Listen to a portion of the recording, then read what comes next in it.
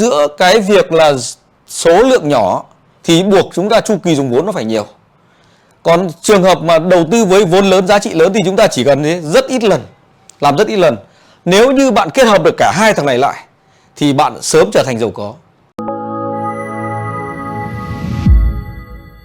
Ở trong hoạt động đầu tư nó có hai cái hình thái, hay là còn nó có hai cái mô hình. Một đó là đầu cơ ngắn hạn để tạo dòng tiền. Hai là đầu tư nắm giữ tích sản dài hạn. Thế thì chúng ta phải phân biệt rõ ràng hai cái thứ đó. Hoạt động đầu cơ là hoạt động có thể trong ngắn hạn, nó giống như là trading, giống như là thương mại ấy. Là chúng ta nhập hàng về, xong chúng ta bán, mỗi một đơn hàng lãi được một chút, và cộng lại rất nhiều đơn hàng thì chúng ta sẽ ra được một khoản lợi nhuận. Và cái chu kỳ dùng vốn, hay còn gọi là vòng xoay vốn, cứ lặp đi lặp lại như vậy, càng nhiều lần trong một năm thì chúng ta tạo được lợi nhuận càng lớn. Ở đây là tôi hướng dẫn cho anh chị em có thể đầu cơ ở trên hai thị trường. Một là thị trường trong nước, hai là thị trường quốc tế. Nhưng theo trải nghiệm của tôi trong quá khứ, từ lúc tôi làm việc vào trong thị trường tài chính là 2004, 2005 đến giờ, gần 20 năm qua, thì tôi thấy rằng là nếu như mà bạn đầu cơ ở thị trường quốc tế thì cái cơ hội kiếm được tiền tốt hơn là ở trong thị trường trong nước. Ở thị trường trong nước thì cá nhân tôi chỉ mua, nắm giữ và tích sản thì nó an toàn và nó bền vững hơn. Đấy, thì ở thị trường quốc tế là thị trường mà giúp cho chúng ta có thể có hoạt động đầu cơ, tạo ra dòng tiền, nguồn tiền tốt hơn là ở trong thị trường trong nước. Tuy nhiên ở trong thị trường trong nước thì lại giúp cho chúng ta có thể mua, nắm giữ khối lượng lớn, đường dài thì lại tốt hơn là ở thị trường quốc tế. Đấy, mỗi một cái nó có cái ưu việt khác nhau, không cái nào loại trừ cái nào. Bởi vì bạn phải rạch ròi được hai cái này thì bạn giúp cho cái hoạt động đầu tư, hoạt động đầu cơ của bạn nó được tốt hơn. Bên này tôi gọi là đầu cơ, bên này là đầu tư. Có hai cái nhá. Một cái nếu mà xét về thời gian thì cái này là ngắn và siêu ngắn. Còn cái bên này nó là dài. Cái bên đầu cơ thì giúp cho anh chị em có thể tạo được dòng tiền ngắn hạn, có thể theo tuần hoặc có thể theo tháng. Còn đối với anh bên này thì có thể là theo năm. Còn cái tiếp tục cái bên này thì cái chu kỳ dùng vốn là lớn, cái bên này là chu kỳ dùng vốn nhỏ. Cái tư duy này nó rất là quan trọng. Hoặc là chúng ta đầu tư với số lượng lớn. Số lượng ở đây là chính là cái số chu kỳ đấy. Cái chu kỳ dùng vốn, cái N đấy, N là số lượng lớn, là chu kỳ dùng vốn, chu kỳ dùng vốn. Đấy, cái này là mà lớn. Thì hoặc là cái này, hoặc là giá trị lớn. Giá trị lớn là mình có thể mua bán, đầu tư vào một cái bất động sản, hoặc là một cái lô cổ phiếu rất là lớn, nhiều triệu cổ phiếu, hoặc là một cái lô bất động sản nhiều nghìn mét vuông, nó là một cái giá trị rất là lớn. Tôi lấy ví dụ như là đầu tư vào một cái thửa đất 10.000 mét vuông thì nó đảm bảo cho được cả hai cái điều là nếu như mà cái bất động sản đấy nó chỉ tăng thêm mỗi một mét vuông thôi, tăng thêm vài triệu thôi, thì nó đã tăng ra được một con số giá trị rất là lớn rồi.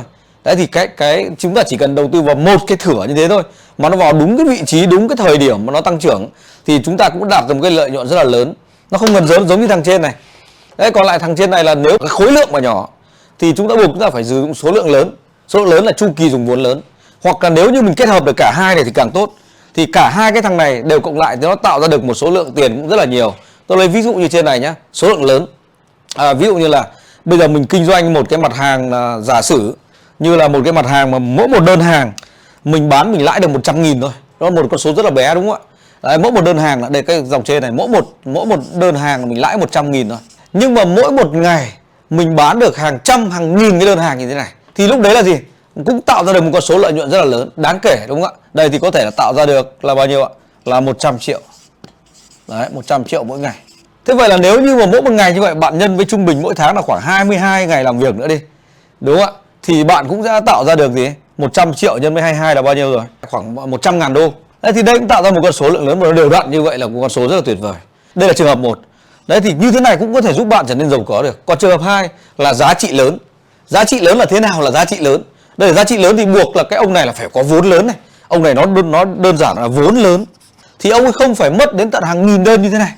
Không phải mất hàng nghìn đơn như này. Tôi lấy ví dụ như này. Nếu như bạn có số vốn lớn, đúng không ạ? Bạn mua bán 50 lốt. 50 lốt nhân với lại là một tuần, bạn chỉ cần kiếm được lợi nhuận khoảng 20 giá thôi.